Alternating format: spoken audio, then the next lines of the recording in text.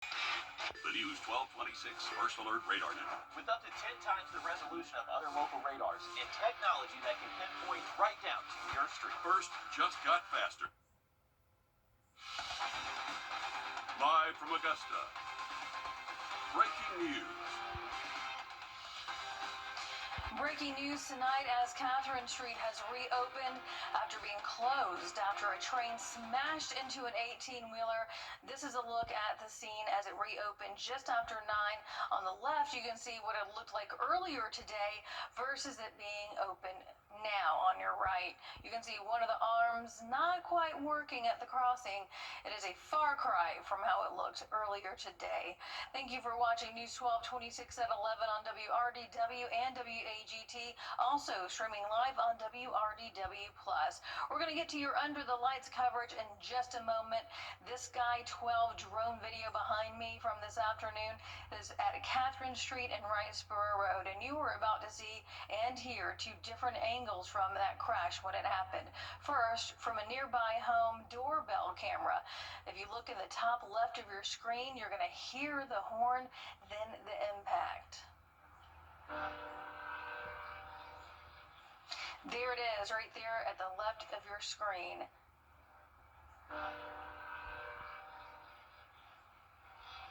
It is just cut in half.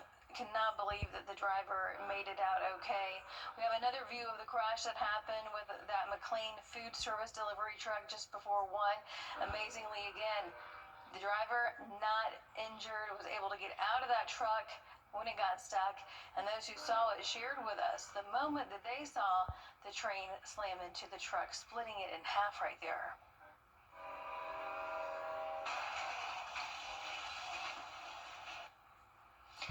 That right there is the scary part for me. That brings it home. Different law enforcement agencies helped block the street and divert traffic. The train didn't derail and was moved away from the crash site just before 4, but that 18-wheeler that was split in half didn't get removed until later in the evening. And there weren't any hazardous materials in the semi-truck, but crews did have a lot of debris to clean up. Eventually, the two halves of the truck were towed. Here's how one man described watching that crash as he was getting groceries. I noticed the truck sitting on the track because it was just sitting on the track. You know what I mean? The trailer was just sitting on the track. And I looked down at my phone. You could hear the train, see the train coming. I didn't really think it was going to hit the truck, but that thing, you know, boom, blew up right there. You can hear more from him on our site. Some Subway shoppers in Harlem today may have been missing some ingredients. That's because we were told by employees at a nearby Subway they think that food truck delivery was meant for that store. Our whole order for our store, it could have bread, sauces, I mean just everything that we would sell in store. And then yes, it came to our store this morning and delivered. It went to Grovetown, it went to Fort Gordon, and then right now it was supposed to be going to Harlem, but then it got caught here. So, and we found out about it, it was online. People were posting videos, so we happened to see, and we noticed that it was our trucks that we use. I can tell you, and as well as other people have said, that trucks get stuck there all the time. There is a yellow sign in front of the crossing that says no trucks. They have been putting signs up everywhere they can, but still those 18-wheelers want to go across Catherine Street and get stuck there. Again, just for anyone who missed it at the top of the show, the area around Catherine Street is back open. You got to thank those first responders for keeping everything in line as they cleared that 18-wheeler. If you do travel along there, you do want to take your time traveling just in case there is any debris that crews may have missed. It's Friday night. We're the best of high school football. Let's take it to 3A Region 4 Westside Sign Party. Hanging in there. It's almost over, girls. Every time Jalen Stone pops on your screen on a Friday night, just start playing the Flintstones theme song.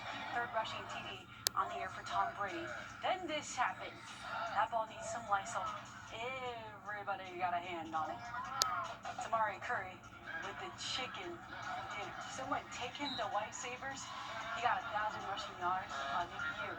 Do you believe in miracles? Westside is now 7-0, their best start since 1982.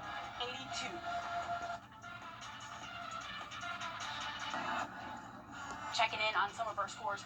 Archer beat Grovetown on Thursday evening. Evans loses on the road there. ARC falling at home to West Lawrence. Wagner Sally losing their game at home. Emmanuel County Institute keeping the win column in their hands. Got some check-in on Thompson.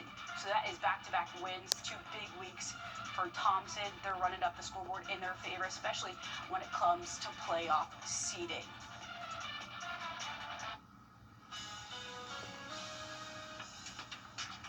Well, looking at those temperatures overnight tonight, we're going to cool off into the upper 50s. Definitely feeling like fall. We had some great Friday night football weather, but some rain is in the forecast. I'll tell you more about it coming up. Parker's Kitchen's chicken tenders are nearly twice the size of our competitors. They're juicier and crispier and fresher. Better deal, period. You've been hurting with your feet and clap your hands. Let's hear it for the band. Sponsored by 3 Star Vineyard.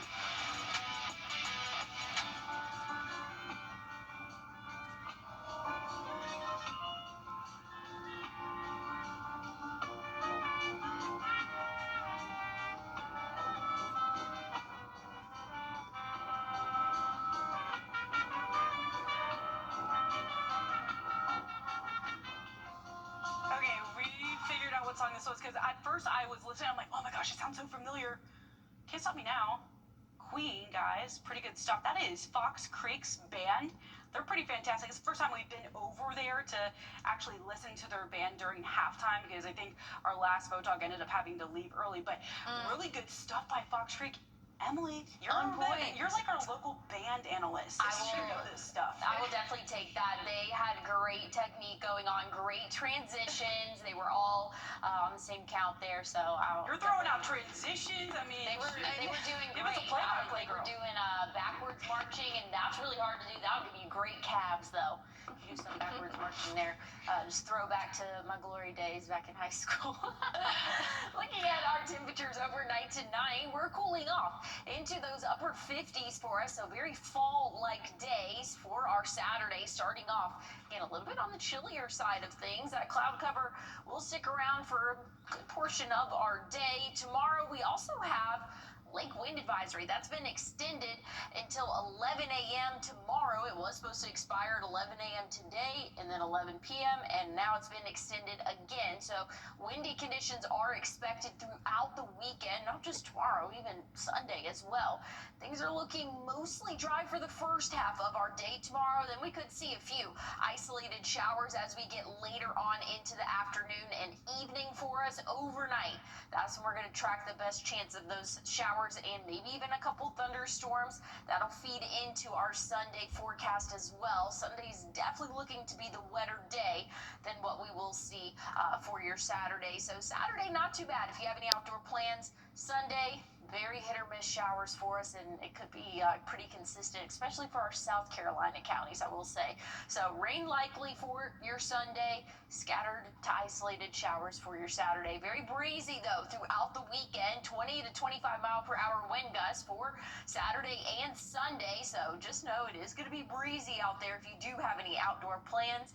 Maybe you want to head to the fair tomorrow. Not too bad of a day. Definitely going to be on the chillier side due to those breezy conditions. A lot of cloud cover, and we're only warming up into the low 70s, so definitely a jacket type of weather. It's fair type weather, I would say, for us as we go throughout the month of October.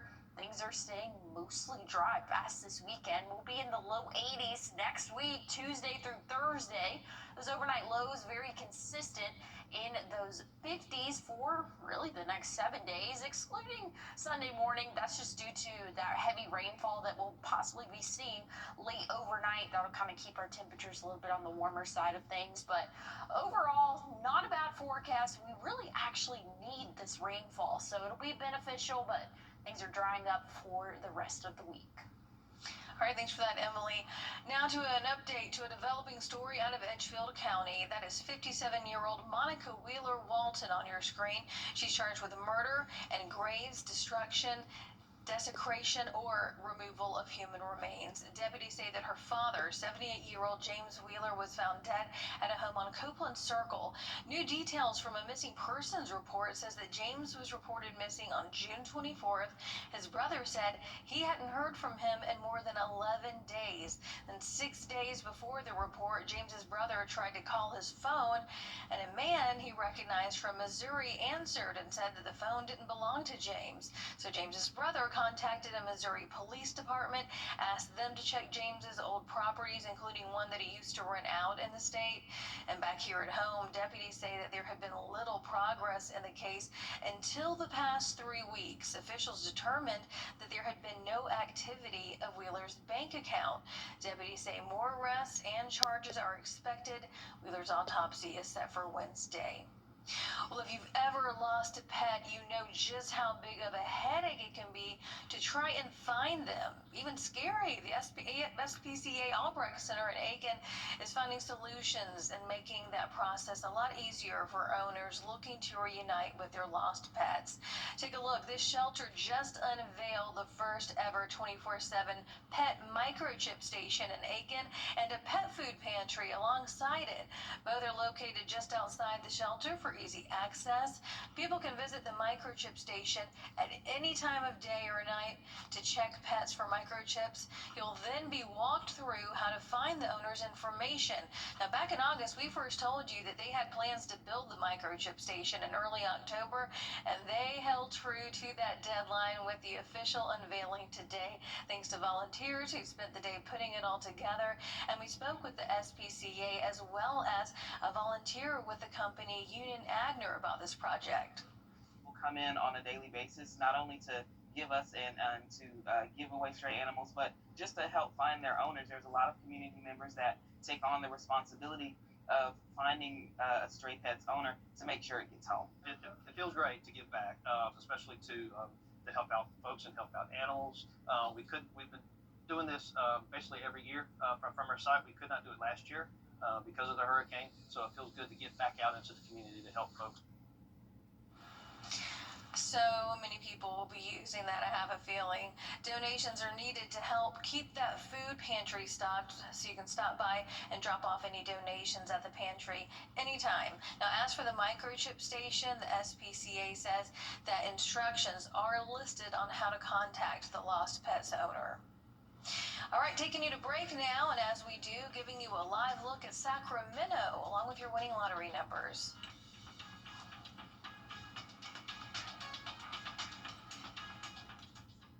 Closed captioning is brought to you by Hug and Spiel.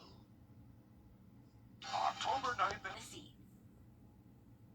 Time and Temp, brought to you by your First Alert weather team. I've had an Welcome back. If you're feeling spooky or need plans for other than the fair this weekend, trunk or treat events are back in the CSRA. This weekend, the North Augusta Department is hosting a trunk or treat event that's from 5 to 8 at Riverview Park. Then on Sunday, there's going to be a costume shopping day at 621 Trolley Line Road in Aiken. That is a free event from 1:30 to 3:30 in the afternoon. Then there's a trunk or treat event next Saturday at Evanstown Center Park from 5 to 8, and Sunday a sensory spooktacular event from 5 to 8 on Market Street. News 12 has done the work for you. We've got a link of holiday events on our website and our News 12 app. This weekend, more than 200 sailors will be competing in the annual Halloween Regatta at Clarks Hill Lake. This is video from the competition 2 years ago because it was canceled last year due to Helene. So if you want to register, we've got that information on our website. You can go to AugustaSailingClub.com. The race kicks off at 10 a.m. at the Augusta Sailing Club grounds. Well, I think it's going to be decent weather for sailing, very windy conditions I as thought we go about throughout that. our day tomorrow. Make sure you have a jacket. It's going to be a little bit on the chillier side of things for our weekend. All right, that does it for us. Thank you so much for joining us for News 12, 26 at 11. Have a good weekend.